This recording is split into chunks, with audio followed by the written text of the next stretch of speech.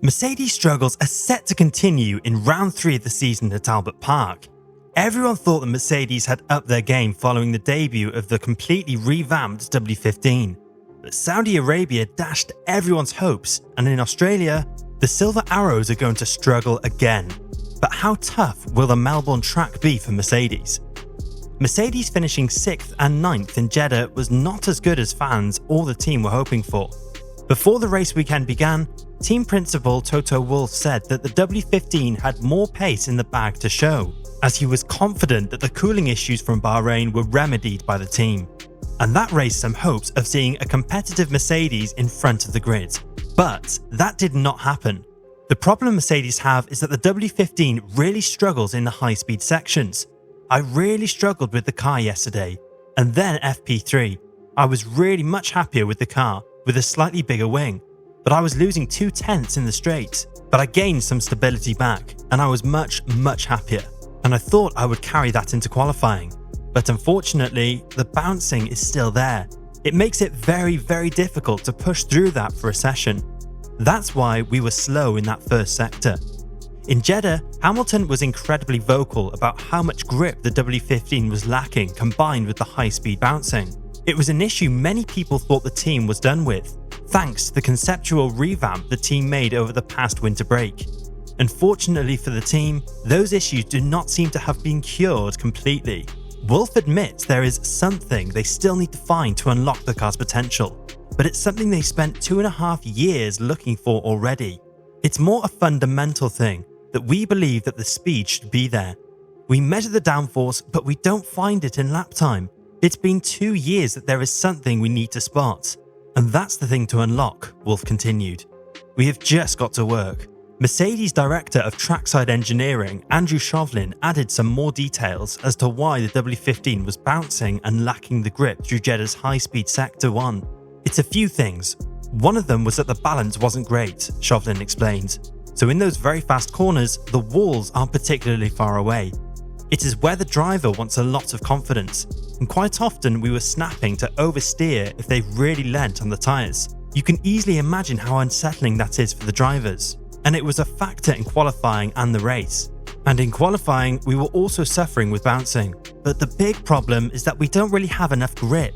So that is one of the things we are working hard on this week, because Melbourne has a similar nature of corners. So why is the team struggling with the lack of grip and bouncing around high-speed corners? Well, it seems to be a problem induced by the car's brand new suspension design. For 2024, Mercedes completely reconfigured their rear suspension layout, switching to push rods from pull rods, which needed for the gearbox casing to be shorter, which aided in repositioning the car's cockpit position, alongside aerodynamic changes being made to the car's underfloor profile. This new platform encouraged the engineers back at Brackley to prioritise once again lower ride heights for the car's overall aero map. The most competitive design observed is to be on lower ride heights for high speed, as this generation of cars want to run super low to the ground, where the ground effect Venturis really work spectacularly well. Mercedes, under Allison's technical leadership, chose to lower the rider height aero map, assuming that they can counteract any sort of bouncing through the combination of the underfloor and the brand new suspension design. Analysing the W15's performance around Jeddah, we can see the W15 bouncing around Sector 1's high-speed kinks from turn 6 to 10, where the Mercedes car sank low on its suspension due to running at tremendous speeds. Mercedes arrived at Jeddah with a low downforce rear wing, greater downforce generated by the underbody, smaller the rear wing the team runs, increases straight-line performance. From the top 5 teams, Mercedes appeared to be running the least downforce, confident on their underbody downforce. That would have been true without the bouncing, which is a phenomenon that shows itself on high speeds when running the car at very low ride heights. The bottom of the car strikes the surface of a frequency in resonance with that of the chassis, undamped by the tyre walls, and the whole car then begins to bounce at that frequency, badly compromising the aerodynamic performance. The car needs to stay away from the frequency threshold which starts the bouncing. The only way they can do this is by tweaking the ride height and suspension stiffness. Go softer on the suspension and you just reach the bounce triggering ride height sooner. Go stiffer to prevent that and the suspension itself initiates the bouncing. teams are looking for a window allowing them to go soft enough not to trigger the bouncing mechanically without it getting the aero into place where it triggers aerodynamically. And this is the aspect Mercedes are still not yet able to find a sweet spot on.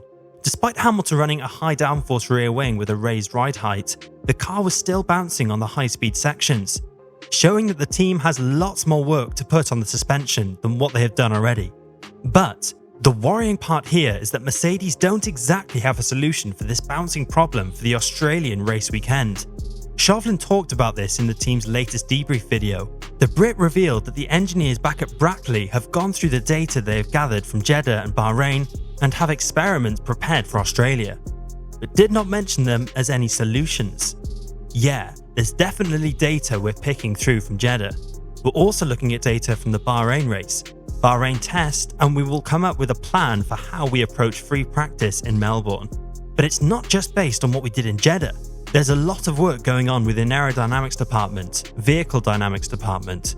We're trying to design some experiments there that will hopefully give us a direction that's good for performance. Moving on to Australia, Albert Park and Jeddah share similar high-speed corner profiles, as Albert Park has some high-speed corners which could hit Mercedes hard, as the team has no imminent solution for the W15's poor high-speed performance. Hamilton demanded his team to make big changes, after conceding that he feels his team has not made big enough changes with the W15, following the team's poor showing at the Arabian Peninsula. I know everyone back at the factory is pushing as hard as they can, but we've definitely got to make some big changes. You know, we haven't made big enough changes perhaps. You look at the three teams ahead of us, they still have different concepts to where we are in some areas, so we've got some performance to add, that's for sure. While Hamilton has called his team to make big changes in the upcoming races, his teammate George Russell feels Mercedes are getting slower over race weekends. FP1 straight out of the box, we were top of the timesheet and always in the top 3. FP2, P2. Then, both weekends, the pace just falling away from us. That hasn't been our competitors getting faster, that's been us getting slower. So we need to understand why that is.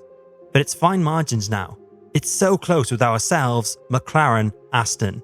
Charles is just a smidge ahead. We just need to tap into it a bit more.